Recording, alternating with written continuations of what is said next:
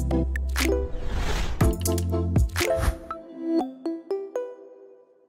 everyone, thanks so much for joining me on the Slice of Healthcare podcast. I'm your co-host, Jared Taylor, and I'm joined with my co-host, Layla Yari. On the episode today, we have Dr. Linda Anagawa, the Chief Medical Officer of Noom. How are you? I'm great. Thanks so much for having me, Jared and Layla. It's really wonderful to be here. Thank you for joining us. So Dr. Linda, let's jump in. We'd love to hear about your background, what kind of medicine you studied, and your background and work, and what led you to come to Noom. Yeah, absolutely. So my background is actually very traditional primary care internal medicine. So teaching at the bedside, students and residents, patient care of, a historically very underserved population with high medical needs. And while I absolutely loved what I did, and I loved those connections with the patients, what I grew very frustrated with was every single time the patient would come back to see us in the clinic, they would be sicker, inevitably, no matter what they were doing. They would have worsening labs. They would need more medication for their chronic diseases. They would be following up from an emergency room visit, having had like a heart attack or a stroke or a flare of chronic back pain. And it really started to baffle me how few solutions we really had for our patients and how rigid and inflexible our healthcare system really was, despite the obvious, that we're supposed to be doing all this to get people better, and it simply wasn't working. So this is kind of funny, but I randomly discovered obesity medicine by accident when I was moonlighting in a hospital bariatric clinic to cover for my colleague who wanted more time at his kids' soccer games on the weekends.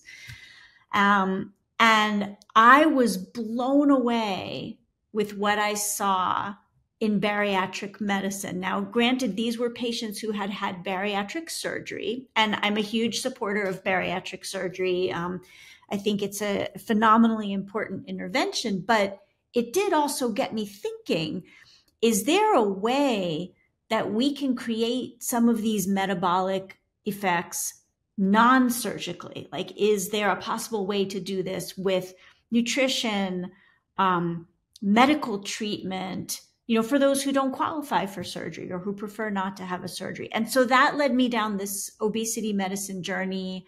Went to my first Obesity Medicine Association meeting. I heard Eric Westman speak from the Duke Lifestyle Medicine Center about nutritional interventions for metabolic health. And I think I rushed the stage after that talk. Like I was at a Metallica concert or something, total fangirl, because I was blown away with what I was hearing. And so I started treating patients utilizing an obesity medicine framework, taking into account patients' entire histories, not just their medical history and what diseases they'd been diagnosed with, but what was their weight like?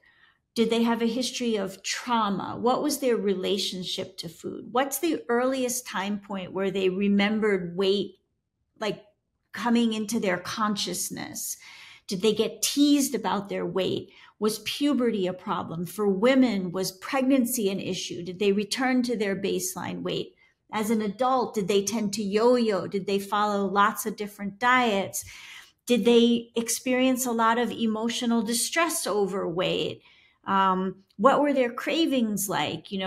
Is it more cyclical, related to menstrual cycles? Is it tied to emotion? There's so much to explore, really, and there's so much to address, and, got deeper and deeper into obesity medicine treatment and started from there building programs for a variety of different entities, including a digital primary care firm called PlushCare And following that, Noom reached out to me a few years down the road, and I've now been with the company since December of 2022. That's amazing. It's an incredible background. Thank you for sharing the long story. What do you think is happening with obesity today from your perspective, being deep in the trenches? And where do you think is more impacted by this problem in the country and is getting harder to manage? Yeah. You know, as glad as I am to see all of the attention that is now being showered on the disease of obesity, like it's kind of a chronic condition that has kind of been in the shadows forever and ever, compared to things like diabetes, hypertension, dyslipidemia, and heart disease. So it's now coming to the surface and is the subject of lots of discussion, but it is still an epidemic, and it has tremendous ripple effects in our communities because we're still heading in the wrong direction. So we know that over 40% of people in the United States suffer from obesity. We know that 70% have either obesity or what I call pre-obesity. So we used to call people either having overweight or having obesity. The reason why in obesity medicine we prefer the term pre-obesity rather is because it kind of sheds light on the fact that this is a progressive problem. So if you have pre-obesity, you are very, very likely to progress in the wrong direction without intervention. And currently, what really gets me is only 8 states in the United States right now remain with an obesity rate of less than 30%. And 10 years ago, that number was 41 states. So we've gone from 41 states, and now we've dropped all the way down to only 8 states that have that obesity rate of less than 30%. And these states are disproportionately in the southern part of the country. And people of color living in these states are also disproportionately affected. Now, the caveat to these numbers, of course, this all goes by self-reported weight and BMI. It's not a perfect barometer, of course, of overall health, but we do know that if you have weight-related disease, treating the excess weight prevents further complications and reduces the long-term risk of any disorders that an individual might have currently. That's an absolutely incredible statistic that I think everybody should know. Yeah, thank you for sharing that. What do you think about the state of food in the nation and optionality for folks to live a nutritious lifestyle? I think it's really tough. We know that so many communities where obesity is especially prevalent are affected by the food desert problem, where there isn't the availability of fresh, nutritious foods, and there's an overabundance of, fast food joints and stores that sell only prepackaged processed foods. So without a doubt, it is a huge, huge contributor. I think that the other thing that we also struggle with is that there's really not a lot of great education around nutrition. And part of that stems from the fundamental problem of nutritional research being very flawed. And one of the reasons why our nutritional research is so flawed is because we often rely on things like food frequency questionnaires to try to get an idea of what people are eating and correlate that to specific health metrics. But the problem with the food frequency questionnaire is you have to rely on people's recall of not just what they ate yesterday. I mean, I can barely remember what I ate yesterday, but some of the research we have relies on recall from many months or even years ago. There was this one study that I read recently where they were looking at servings of dairy consumed by individuals on a daily basis over many years. I mean, I don't know how many times I drank milk in 2005. I'm exaggerating a little bit, but this is the type of flawed data that I think has unfortunately informed a lot of our policy making. And it's all really quite antiquated and needs to be revisited. That's very interesting. And let's jump into practices around weight loss. What do you think, in your position, again, being in the trenches, what are the best practices around weight loss to date? I think the number one most important thing to keep in mind with respect to best practices is that obesity is a nuanced disorder with a wide variety of influencing factors, from genetics to environment to behaviors to epigenetics to your economic situation and whether you do live in a food desert, right?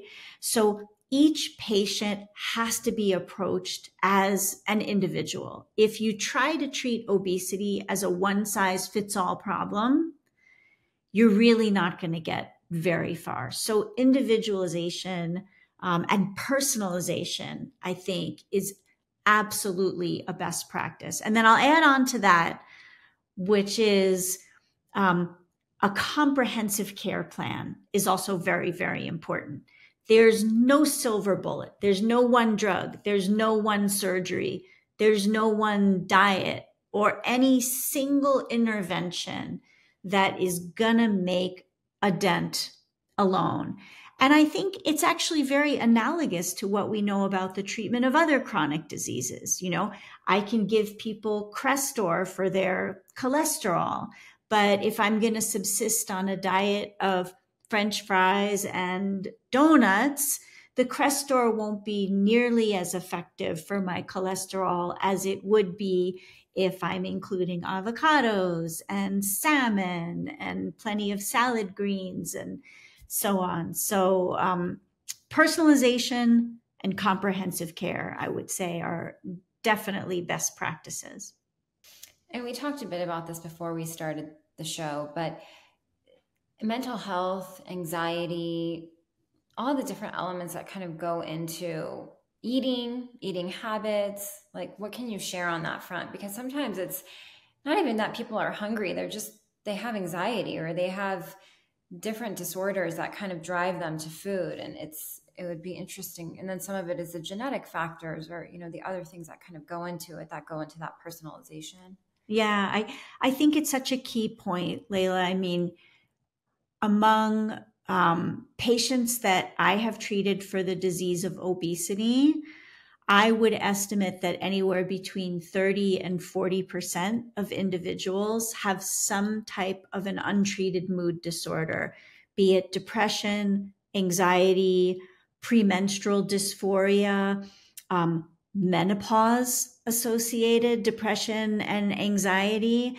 And you're absolutely right that, if we don't feel good about ourselves, if we don't feel like we have a strong sense of self-efficacy, if we struggle with low moods, if we have a tremendous amount of inertia, to incorporate movement into our life, absolutely it's going to affect our weight. And as we gain weight and feel more uncomfortable in our bodies, it can actually further that spiral.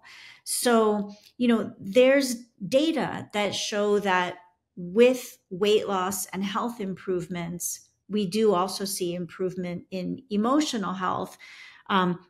Which comes first, the chicken or the egg? I don't know that that's so important, but I think it also does speak to the need for us to really assess our patients carefully and assess mood, assess sense of well-being. Are people impacted by anxiety? Do they have insomnia, which is often a very, very common symptom of underlying anxiety? That needs to be treated just as much if we're going to have impact on metabolic health.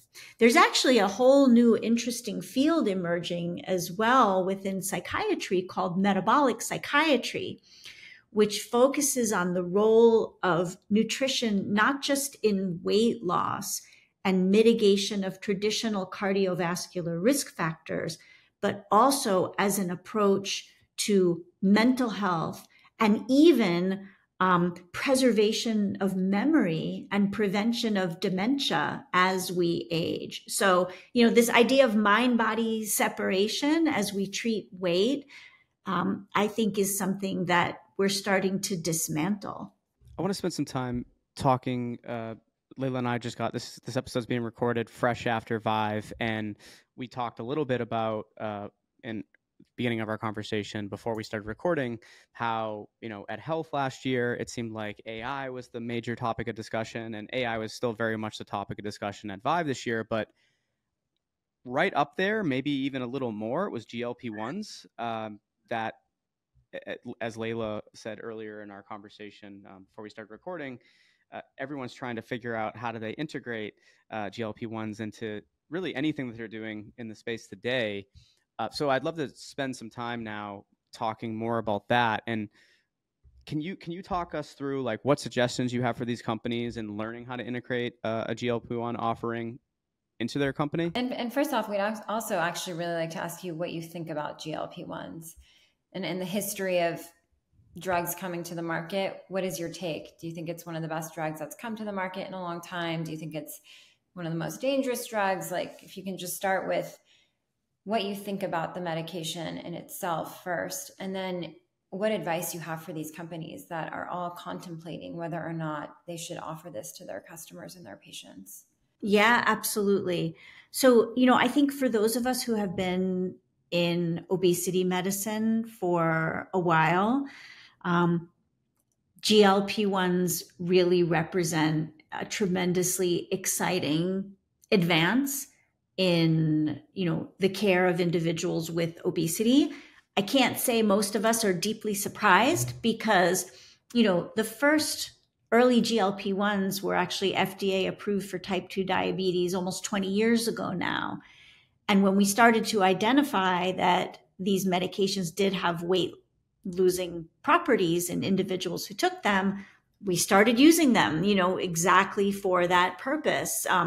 A lot of times on label, for individuals with type 2 diabetes and obesity, but often off label as well, just because we didn't have a large amount of therapeutic options. Like the way I almost think about it is like, obesity is kind of like where hypertension was in the 1970s, right?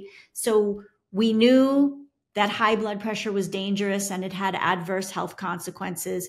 There were just a smattering of drugs starting to become available, but we weren't that familiar or comfortable with them and they weren't being used that often. So same thing with obesity, right? So we know it creates long-term health complications, starting to have a few drugs out there, but, how to actually go about treatment and coming up with those algorithms was a little bit difficult. So having these new branded options for weight loss is really tremendous. It is without a doubt a generational advance. And I think we're really just at the tip of the iceberg of where this drug class is going to go. We're going to start to see more effective medications. We're going to start to see combination drugs that can help mitigate some of the side effects and prolong the action of the drugs. We're going to start to see drugs that target multiple different pathways, right? Because one of the best ways to fight back against weight plateaus and metabolic adaptation is really to do more than just hit one metabolic pathway in the body. So absolutely, we've needed these medications for a long time. Now, I will say that to be the most successful with the use of these medications, behavior change is really critical. Medications can't do this on their own. I tell people as a doctor, I've actually put people on Wegovy, for example, and watched them gain weight. It can really happen. Nobody believes me, but I've absolutely seen that. How does that happen, that they go on there and then they end up putting on weight? Yeah, well, a lot of different ways. So the first is if you're not incorporating the right nutrition with a GLP-1, you could be maximizing the wrong pharmacologic bucket of effects. So the way I like to think about it is this. There's two sort of main buckets of effects of these drugs. I'm a pharmacologist also, so I'm going to nerd out for just a second on you. So the first is the bucket of effects that increases insulin secretion from the pancreas. That's why these drugs were developed for type 2 diabetes. And then the second bucket of effects involve the drug's effect on appetite. So slowing gastric emptying and signaling the brain to reduce hunger and cravings. Now, when you increase insulin secretion, insulin is actually a fat storage hormone. So that's something that we don't want. And that gets enhanced even more with GLP-1s when we eat starches, so carbohydrates.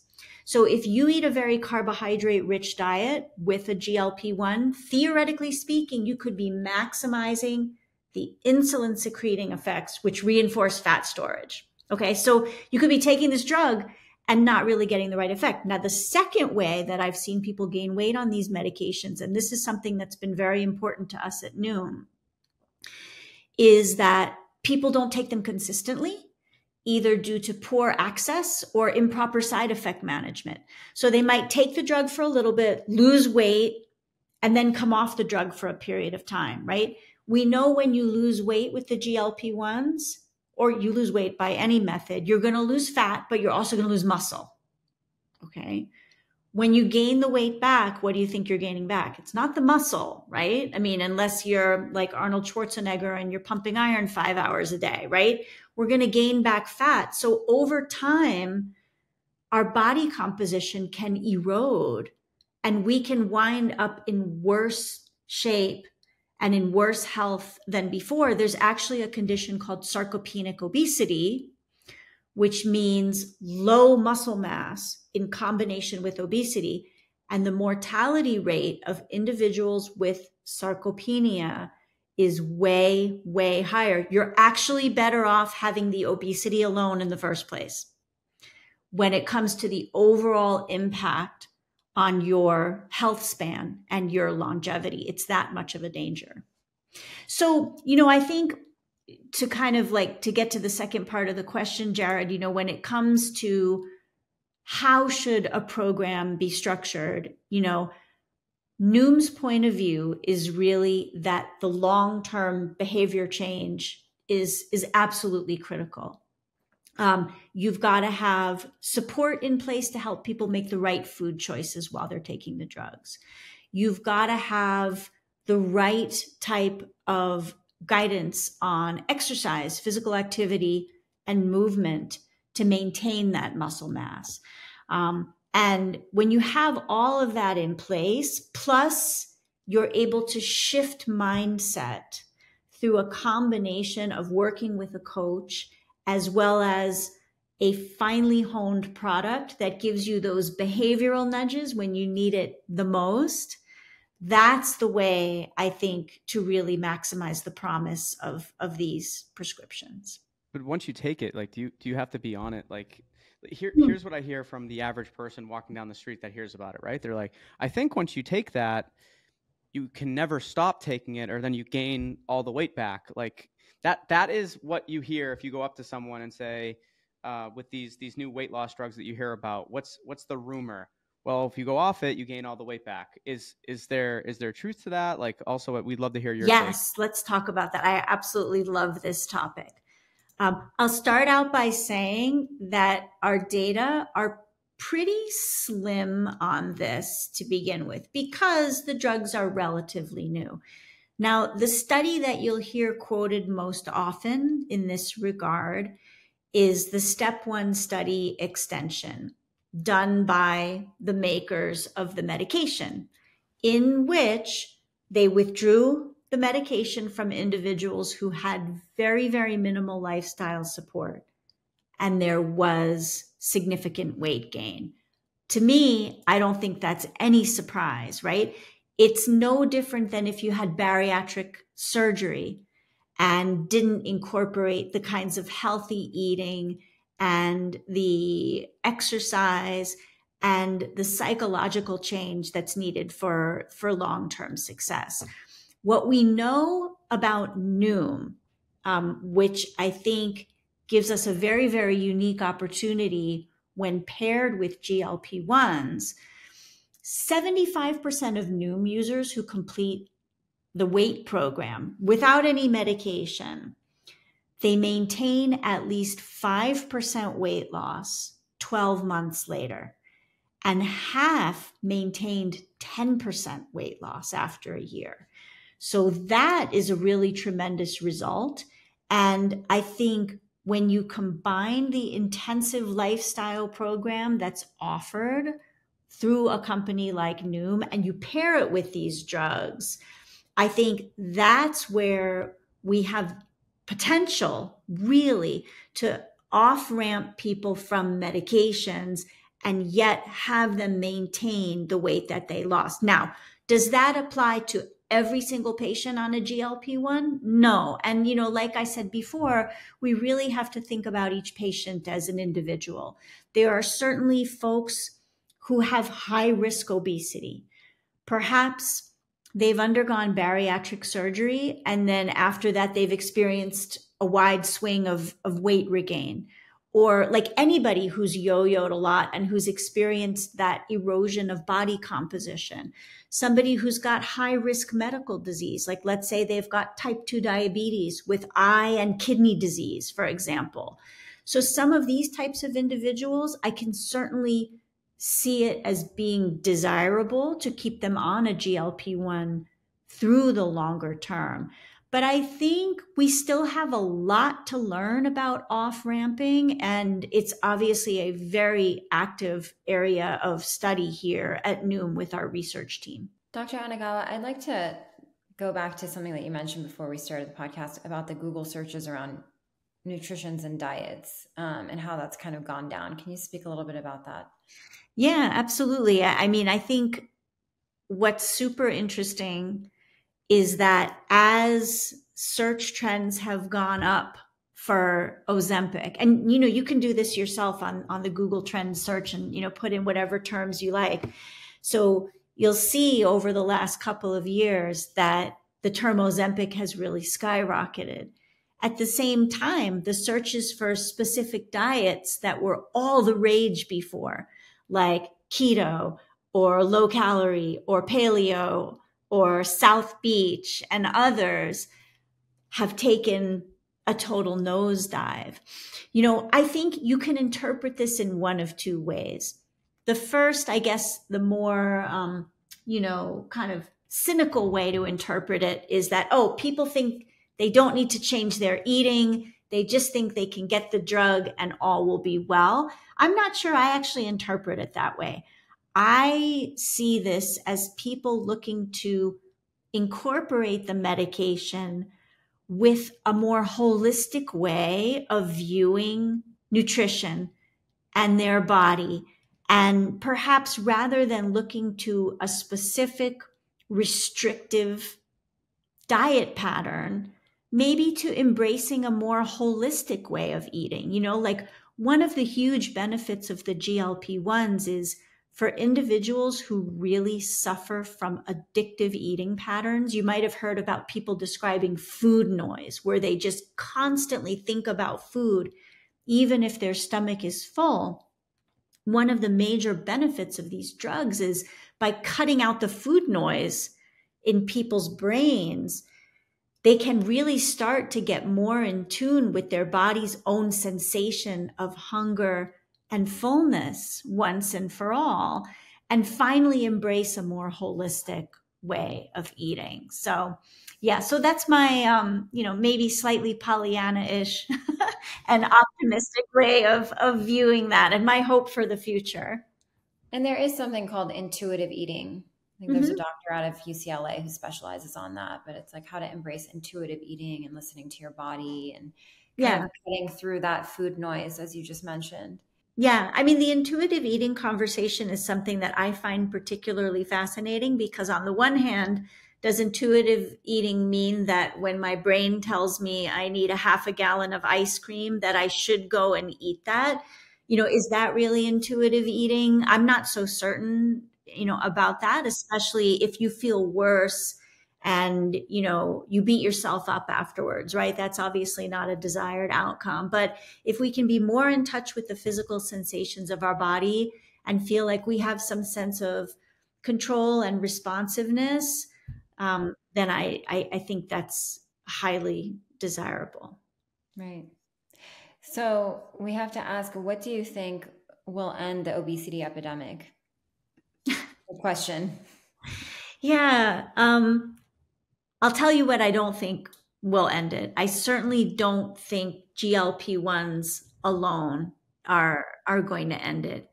I think that a combination of different types of treatment, I think taking a long, hard look at how we are set up as a society to foster well-being for people in our homes, in our communities, in our workspaces, in our schools. It's estimated right now that 1 in 4 children today will develop type 2 diabetes and metabolic disease as a result of weight. And the generation is not expected to outlive their parents. So I think, intervening when kids are still kids, making sure that they have access to healthy, fresh food, make sure that their families are empowered to help them make those choices, make sure that schools foster environments that are conducive to metabolic health.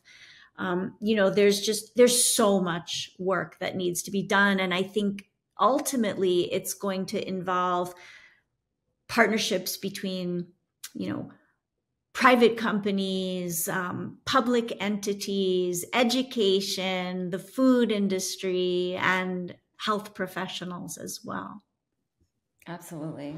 Well, thank you so much for joining us today. I have to tell you, it's been such an incredible, lovely conversation. And I think people are going to be really excited to hear this episode. And thank you again. Likewise, it's been my pleasure. Thanks so much for having me.